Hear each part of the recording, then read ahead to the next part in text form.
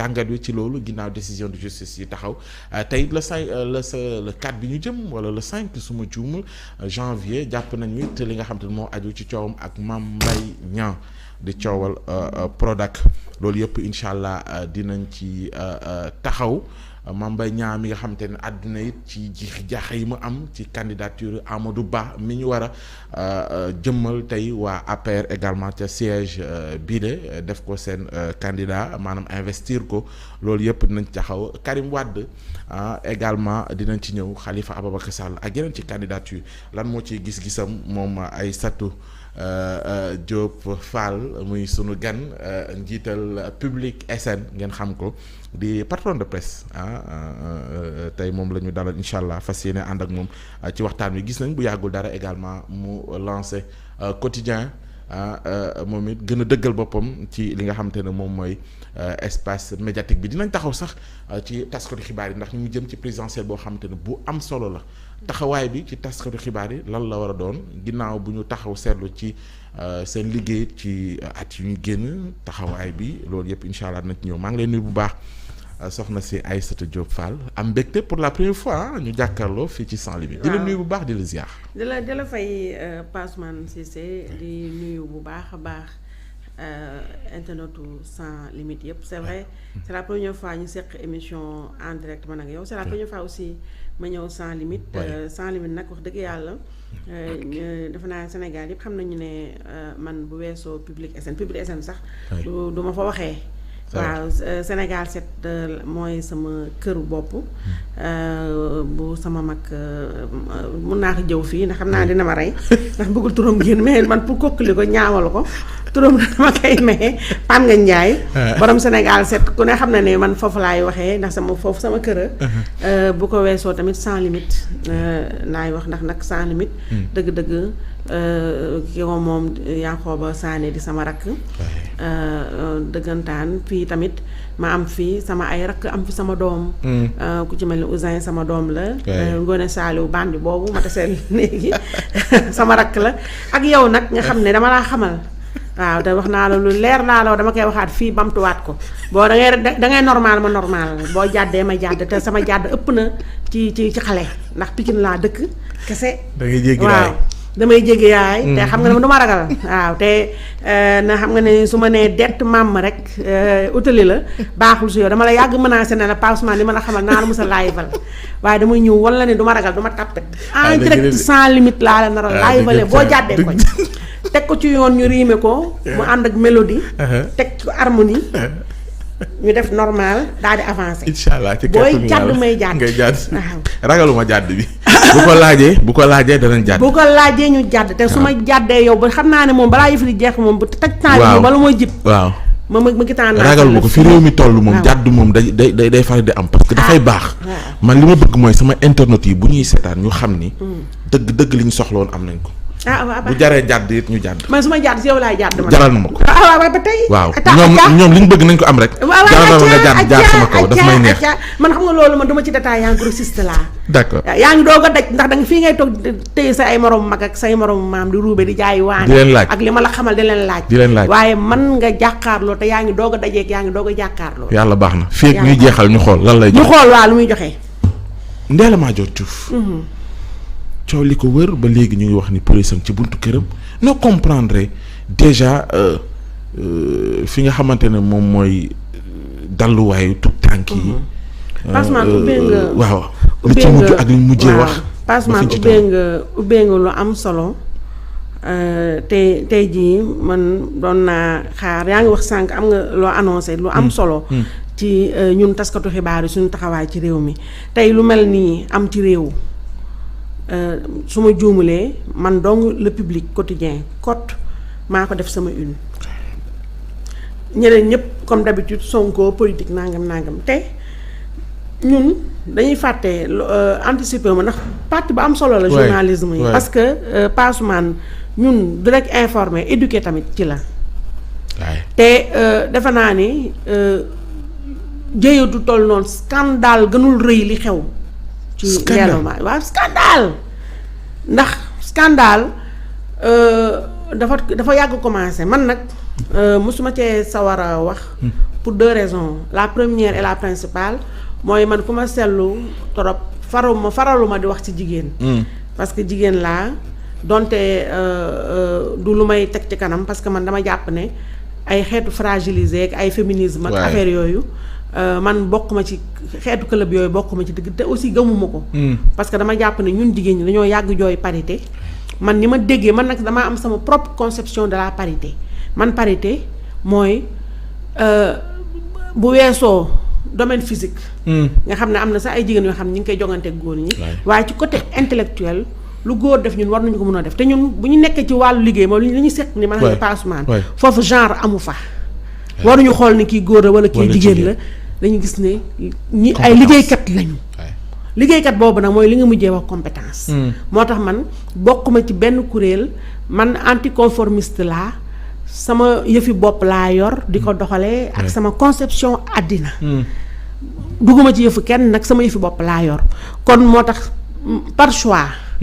maa jàppul ne damay wax ak jigéen parce que pour man c'est trop facile d'être une femme et d'être là à parler de la cause féminine. ndax pour man y a des femmes qui le font beaucoup mieux que moi. donc c'est le registre. moi c'est pas mon registre benn. deuxièmement aussi dama jàpp tamit ne ñun jigéen ñi femme souvent n'est pas femme. ñun on est le sexe dit faible. jàppantewuñu suñu biir donc honnêtement pas besoin d'en rajouter. moo tax man yu bëri duma ci wax. ndax dama jàpp ne peut-être bu dee am naa benn militantisme boo xam ne ci côté jigéen maa ngi koy def mooy c'est de ne pas trop souvent parler des femmes te nag am naa ci yu ma ci war a wax. waaw yi ma ci war a wax naa ko wax fa ma ko sañ a waxee. bii nii bu loo taxoon bu Ndella boo xuma ci beneen bi aussi mooy Ndella on se connaît très bien. Je sais que c'est une personne qui a un grand cœur. C'est une personne aussi pour qui j'ai un grand respect sama mag la. On a eu à partager dans le temps. dëgg-dëgg mosuñu fréquenter nag du sama xarit parce que bokkuñu ay génération sama mag la sama kilifa la je la respecte énormément mais bokkuñu ay affaires. tu vois donc man koo xam ne nii sekkantewuma ak yow. bëgguma nga nekk ci en difficulté mu mel dama ñëw di waxande gis nga même sama doom bàjjen Ousmane Sonko ku seetlu temps yi sawaruma ci wax trop parce que du nekk ci yi mu nekk ma taxaw naan di dóor ci ambulance yooyu sama genre mais bii nii moi tey damay yeewu vraiment en étant choquée parce que je t'assure man tey laa ko yëg. ah oui tey jii laa ko yëg ubbi TikTok man xam nga TikTok rek man mooy sama seul canal d'information. moom laa ubbi sànq gis affaire am yi. ñu renvoyé ma ci Facebook ma dugg xool gis yam fay def donc mais man personnellement je savais que honnêtement ça allait dégénérer parce que dëgg-dëgg fii Sénégal comment une personne ça peut être moi ça peut être toi Passemane nga xëy suba rek yeewu jóg nga ubbi genre orphelinat ubbi genre pouponnière comme ça dans un pays qui se dit de droit un pays qui n'est pas une jungle qui nekkul fii ñun nekkul jungle nekkuñu aussi Far West nekkuñu tamit ci anarchie ñu nekk dëkk boo xam ne ak ay lois séculaires nit xëy suba rek ubbi këram di fa jël ay doom ay liir di woote def ay appel di vidéo waaw ku am sa doom ku nekk en état te bëggoo doom au lieu que nga koy rey nga ñëw nangam et puis les gens étaient là admiratifs. état bi toog di seetaan parce que honnêtement Passemane Sénégal du réew tamit. oui ko toll ni ko waxee Madior Diouf Ndella xanaa xalaatoo ni dina taxaw lu mel nii te jaarul ci wàllu yoon. xam nga mais c'est pas xam nga bu Ndella mais Ndella honnêtement je suis vraiment désolée de l'interpeller directement. waaye mais Ndella yàgg na fi def ay action d'éclat yu mel ni kenn waxul mais fii la xëy suba. ma dégg ko ma xëy suba fii ma xëy suba ma dégg ko.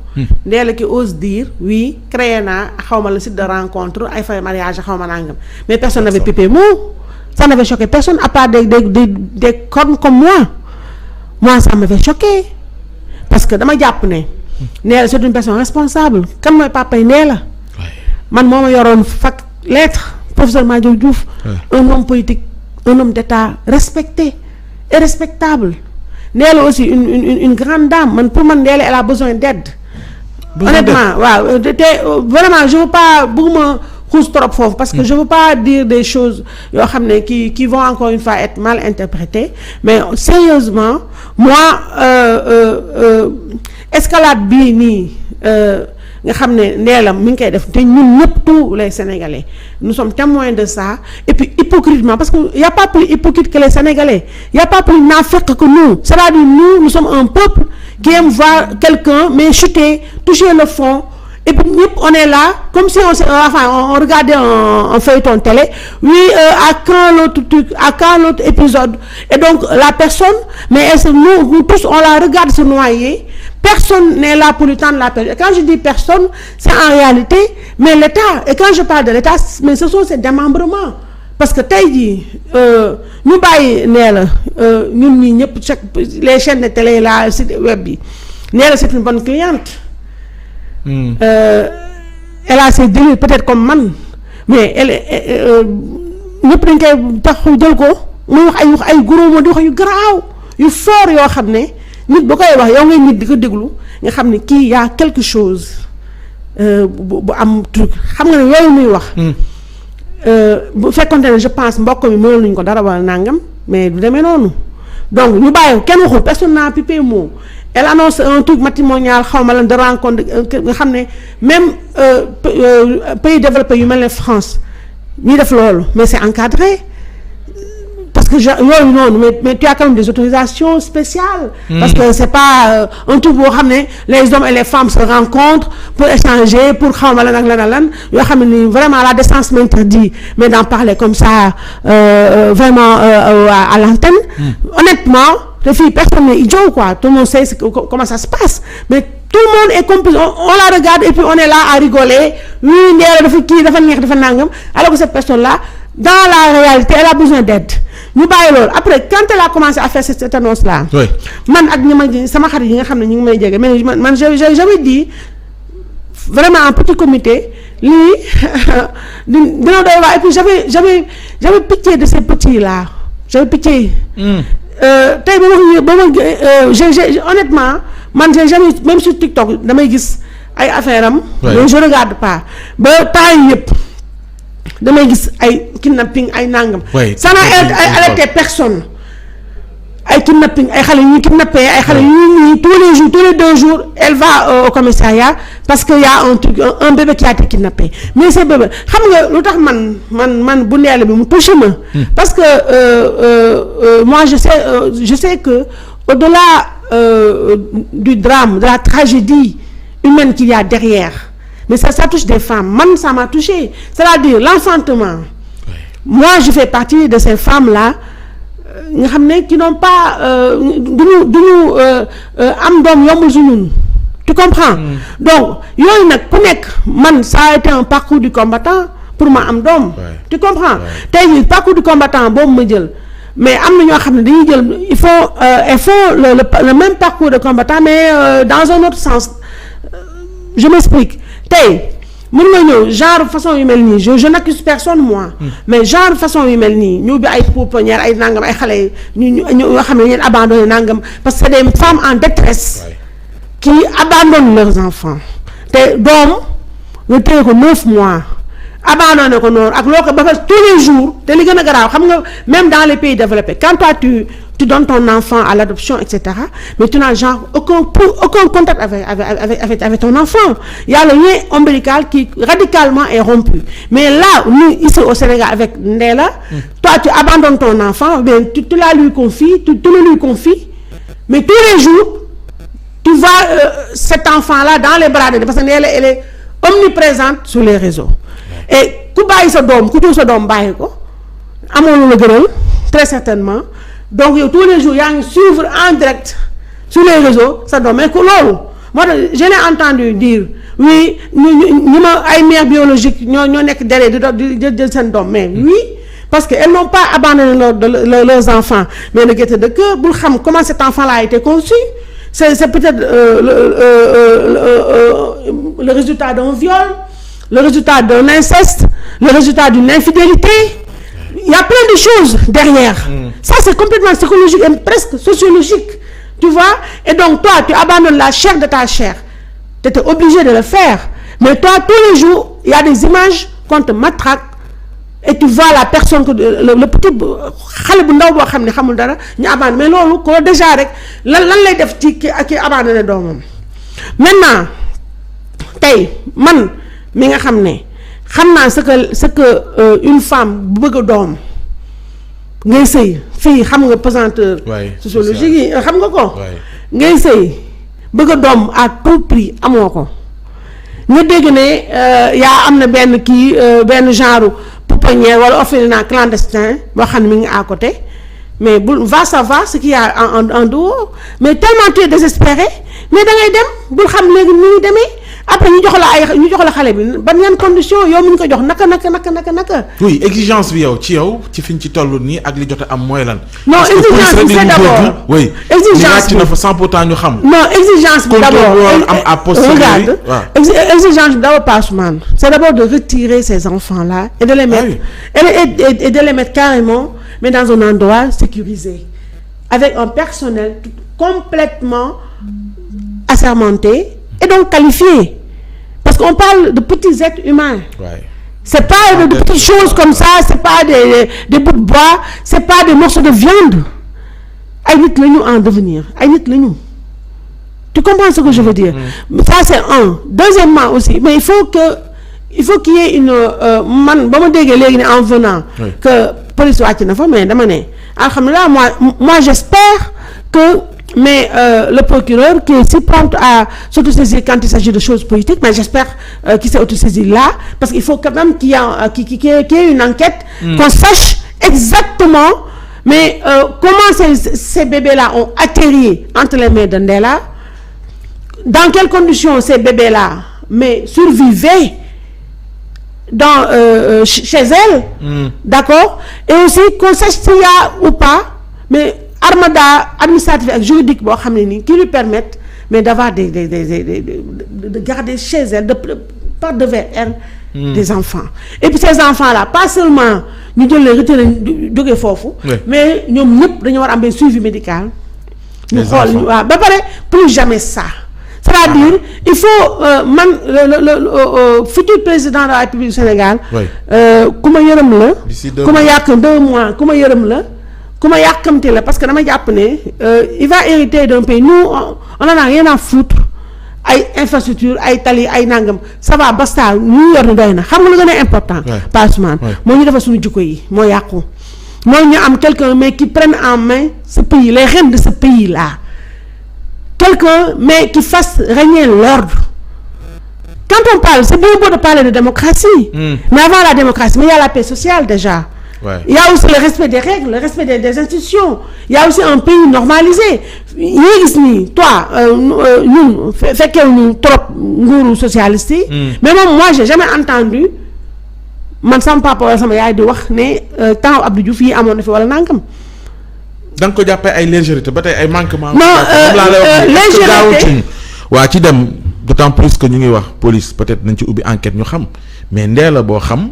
ñu xam ko ak ni muy woote woon ni légaliste la Ndella bu côtoyer également le secteur de la santé yàgg ko revendiquer même bu fekkee souvent bu doon xëccoo titre mi ordre du médecin des médecins du Sénégal dañ ko doon rappeler à l'ordre malgré loolu yëpp maanaam vécuum laa bëgg wax ak fi ñu ci toll yaakaar nga mu daanu ci légèreté yi bëgg ubbi lu toll noonu sans pour autant mu am derrière xam nga ak aussi condition même bu dee ay conditions minimales la quand même xam nga gérer xale yi nii oui xam nga Passemane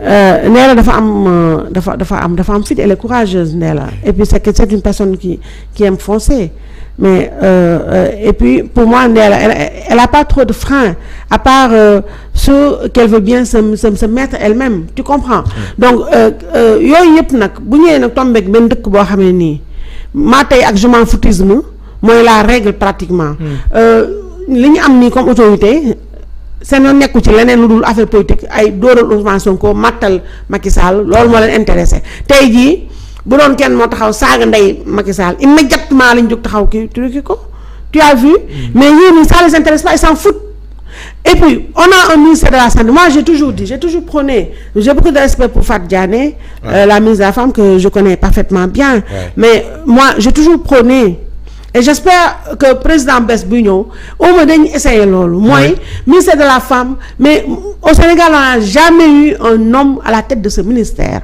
On a essayé depuis l'indépendance du Sénégal, on a essayé les femmes et ça n'a jamais marché parce que j'ai dit et moi je le maintiens te lu ma gëm la mooy femme et le poison de femme.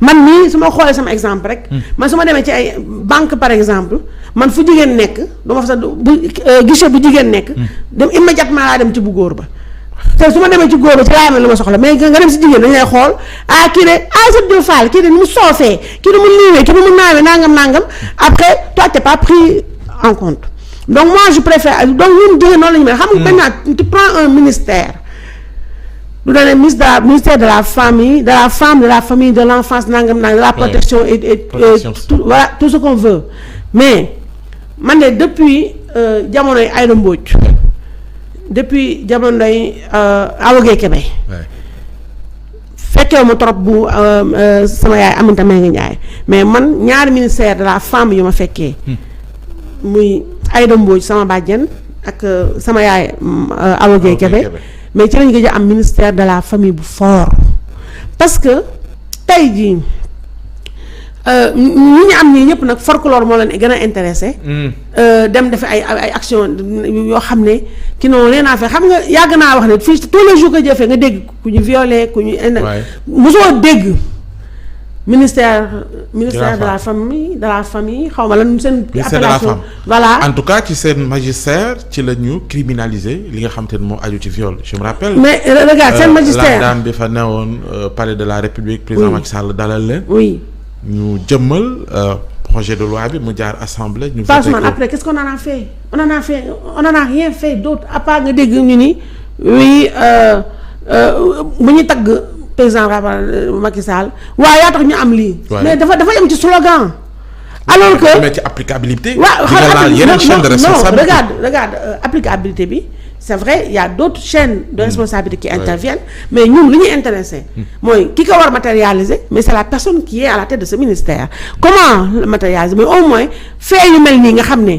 qui touche et qui impacte directement la vie d'une personne et puis d'une personne des personnes les plus démunies qui soient mais au moins qu'il y ait quand même mais ay actions fortes et puis des décisions fortes pas tey mais avant lii ñaata nga fi dégg ay cas de viol da ngaa mës a dégg yow benn ministère de la femme jóg ne naa jël en charge la victime naa ko jël au moins yóbbu ko ci ay sociologue ay psychologue et cetera ñu suivre ko wala sax ma ne serait-ce que ma jox ko sax premier appui n'ont jamais fait ça aujourd'hui tey ci xale yi on a parlé de xaw ma les enfants de la rue les nangam mais est-ce que les enfants ont été retirés de la rue en tout cas plan d'action yoo xamante ne war même bu dee bëriw mais ça reste encore regarde passement ça reste encore du tapalé ça reste encore des slogans ça reste encore du folklore médiatique tu comprends mais loolu yëpp nekkul loo xam ne loo mën a teg jël sa loxo dóor la léegi nag ñun li ñu gën a arrangé mooy on a essayé et puis man je sais pas enfin moi je connais pas cette règle là qui veut qu'au ministère de la famille et de la femme nangam mais qu'il faut absolument qu'il y ait une femme parce que ñeneen ñi xalaatee ni ministère de la jeunesse il faut forcément nga am un jeune mais ça n'a absolument aucun intérêt. On a essayé des formules mais qui ne marchent pas. Mais pourquoi bon Dieu on n'essaie pas une autre formule? La formule là elle est toute simple mais il s'agit tout simplement de mettre un mec à la tête de ce ministère, de l'essayer, de voir. Mais Aïssatou, au-delà de kaw Ndella Madior, est-ce que jàppoon ni généralement question bi jëm ci la petite enfance. non Sénégal ci pàcc on s'en fout complètement. bu delluwaatee même ci responsable ba ci on s'en fout xam nga fii Sénégal te yooyu sama genre yi lay metti ñun ñi nga xam ne. parce que fii dégg nañ fi ay xale yoo xamante ne par négligence ñu ne dugg nañ ci piscine dee fii gis nga fi ay crèche yoo xamante ni à la limite ay xale ci ñàkk seen bakkan bébé ñu ñàkk calciné maa ngi koy ñëw ca Tivaouane boo soree ba ca Linguère la ca xewoon et tout yooyu yëpp boo ko jëlee.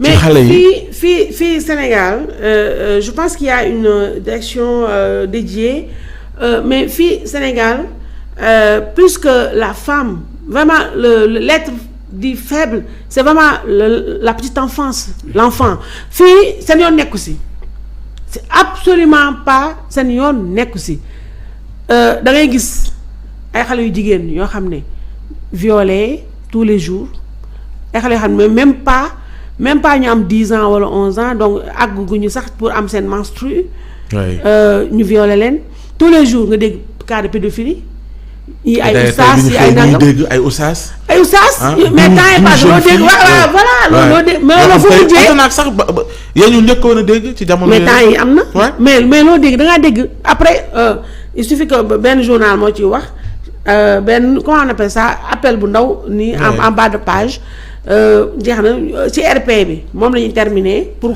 xoromal RP bi jeex na donc tey les enfants sont laissés à eux-mêmes. On avait avant des associations qui s'en occupaient, mais ces associations-là, moi j'ai toujours dit que associations, il est intéressé, honnêtement, faire un peu de buzz, se faire mousser un peu, et puis taper dans l'œil des autorités. Mais qu'est-ce que concrètement on fait pour les enfants? Mais on fait rien pour eux. On fait absolument rien pour eux. Donc, aujourd'hui, nous les traitons comme du bétail parce que lii mën nañu ko assimiler à carrément un trafic d'enfants. Ben oui, écoute. Non, parce que tu sais. Mettre en doute bonne foi ou non, même je mets pas carrément en doute. Je peux même pas me permettre de mettre en doute la bonne foi de Ndella. Parce que je te dis tantôt que moi c'est une personne que je connais, même si on se fréquente pas, mais je sais qu'elle a un grand cœur et tout ce qu'on veut. Mais il faut qu'on soit d'accord, Passeman, sur la normalité. On ne peut pas tey. maanaam yow gisoo lan moo war a justifier. non je non amul c'est-à-dire dafa amul. amul dara lu mën a justifier amul dara ci àddina lu mën a justifier nit jóg ubbi sa kër jël ay centaines